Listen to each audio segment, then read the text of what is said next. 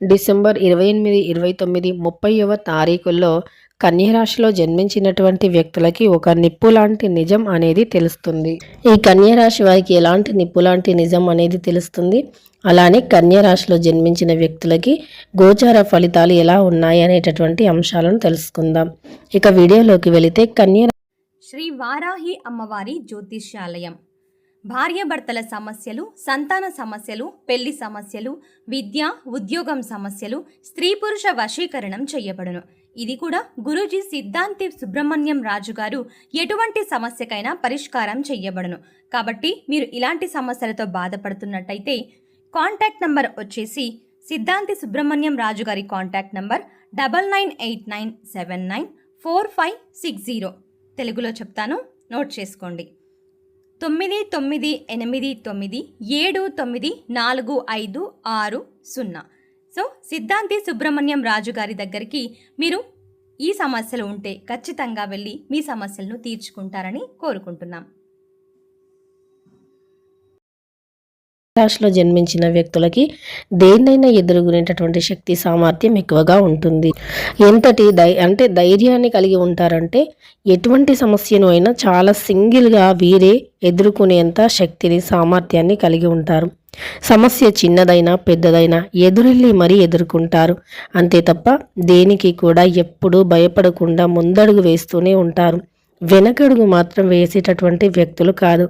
అలానే వీరికి జాతకరీత్యా దోషాలు ఏవైనా ఉన్నా సరే ఆ దోషాలను కూడా వీరు పట్టించుకోకుండా ముందడుగు వేస్తారు. ఇలా ఎంతో ధైర్యాన్ని కలిగి ఉన్నటువంటి వ్యక్తులే కన్యరాశిలో జన్మించిన వ్యక్తులు. అయితే ఇదివరకు వీరికి కొన్ని అప్పులు, ఆర్థిక సమస్యలు వంటివి ఉండి ఉంటాయి. కానీ ఇకపై మాత్రం ఆ ఆర్థిక సమస్యలు, ఆ అప్పులు అనేవి వీరికి లేవు, ఉండవు కూడా. ఎందుకంటే రాబోయే రోజులు వీరికి అన్నీ అనుకూలంగా ఉండబోతూ ఉన్నాయి. రాబోయే రోజుల్లో వీరి చుట్టూ ఉండే ఎన్నో రకాల దరిద్రాలు తొలగిపోబోతూ ఉన్నాయి. కనుక కన్యరాశి వారికి రాబోయే సంవత్సరం ఇంకా అనుకూలంగా ఉంది. అంతేకాదు వీరికి వీరి పిల్లల భవిష్యత్తు గురించి తీసుకునే నిర్ణయాలు చాలా వరకు కూడా అనుకూలిస్తాయి. డబ్బు ఏదో ఒక రకంగా దూసుకు వస్తుంది. అంతేకాదు వీరికి సంపద అనేది తప్పకుండా పెరుగుతుంది. ఐశ్వర్యం అనేది వీరి జీవితంలోకి రాబోతుంది. అప్పుల సమస్యలు అయితే ఇకపై వీరికి ఖచ్చితంగా తొలగిపోవలసిందే. వీరికి ఉండేటటువంటి ప్రతి సమస్య కూడా తొలగిపోబోతూ ఉంది. వీరి జీవితంలోనే అత్యంత ఎక్కువగా విజయాలను పొందబోతూ ఉన్నారు. వీరికి దరిద్ర బాధలు కూడా తొలగిపోయే అదృష్టం అనేది కలిసి రాబోతూ ఉంది.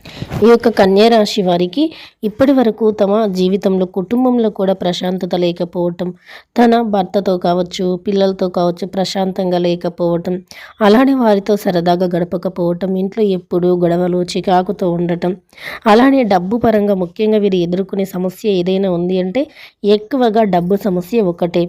ఆ డబ్బు సమస్య వంటివి తొలగిపోవాలి అన్న, డబ్బుకు సంబంధించినటువంటి సమస్యలు అనేవి తొలగిపోయి అదృష్టం కలిసి రావాలి అన్న ఖచ్చితంగా కూడా వీరు కొన్ని చిన్న చిన్న దాన ధర్మాలు చేయాలి. గ్రహాల యొక్క దోషాల వల్లే వారు జీవితంలో ఎదగలేకపోవటం, సమస్యలు రావటం, ఆర్థికంగా ఇబ్బందులు రావటం, అనేక రకాల దోషాలు రావటం, ఇలా అనేక రకాలైనటువంటి ఈ కన్యరాశి వారికి జీవితంలో ఎదురయ్యే ప్రతి సమస్య కూడా తొలగిపోవాలి అనుకున్నా, అలానే కన్యరాశి వారు పేదలకి దాన ధర్మాలు చేయటం కానీ, అలానే పేదలకి లేదా మీకు దగ్గరలో ఉన్న ఆలయాలకి అలా దాన ధర్మాలు చేయటం వల్ల మేలు అనేది జరుగుతుంది. అదృష్టం అనేది కలిసి వస్తుంది. అలానే మీకు ఉండే సమస్యలు తొలగిపోతాయి. ఏదో ఒక విధంగా శుభవార్త అనేది వస్తూనే ఉంటుంది. అంతేకాదు మీ జీవితంలో ఎలాంటి కష్టాలు ఎదురైనా, ఎలాంటి సమస్యలు ఎదురైనా అవన్నీ కూడా తొలగిపోవటం అయితే 100% కూడా జరుగుతుంది. మీరు మీ జీవితంలో ఉన్నతమైనటువంటి పొజిషన్లో ఉండాలి అంటే గ్రహాలు ముందుగా మిమ్మల్ని అనుగ్రహించాలి. గ్రహాల యొక్క అనుకూలత ఒక్కటి ఉంటే చాలు, మీ దశ అనేది మారిపోతుంది. మరి ఈ గ్రహాల అనుకూలతను మీరు పొందాలి అంటే తప్పకుండా కూడా గ్రహాలను ఎప్పటికప్పుడు పూజిస్తూ ఉండాలి. అలానే దాన ధర్మాలు చేస్తూ ఉండాలి. శనిదేవుని యొక్క అనుగ్రహానికి పాత్రలు కావాలి అంటే శనీశ్వరుణ్ణి కూడా పూజిస్తూ ఉండాలి. అన్ని రకాల సమస్యలు, బాధలు కూడా తొలగిపోతాయి.